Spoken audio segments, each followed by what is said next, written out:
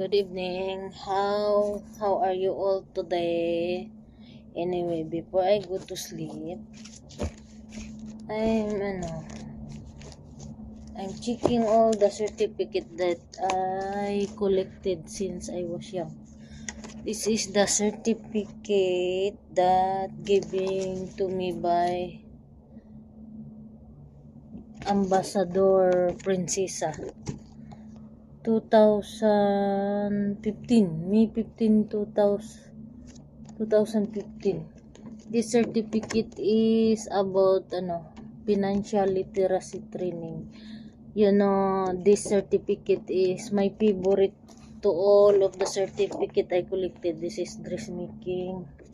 This is school while I'm studying caregiving and nursing assistant.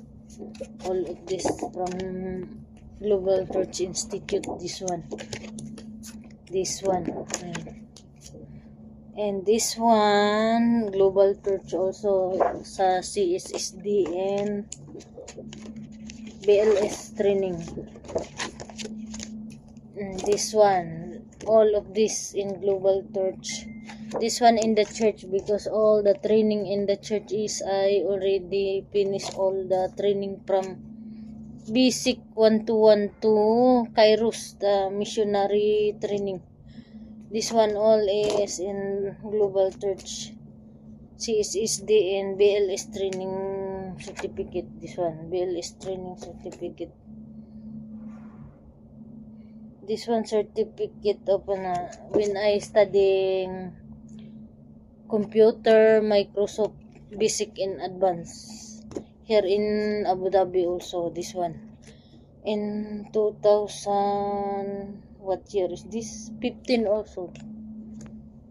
But you know what is the my favorite to all of my certificate I collected?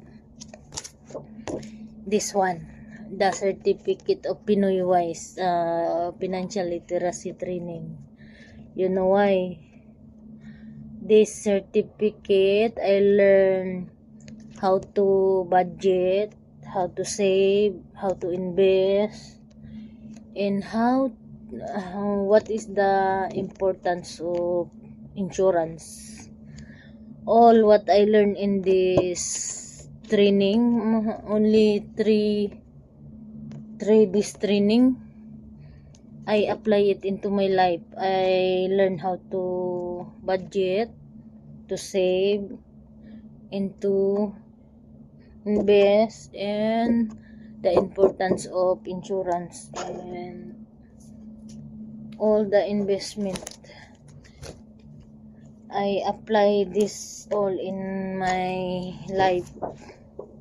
This certificate is dressmaking. I studied 2 years dressmaking when I was still in Manila, working in Manila. I'm a working student.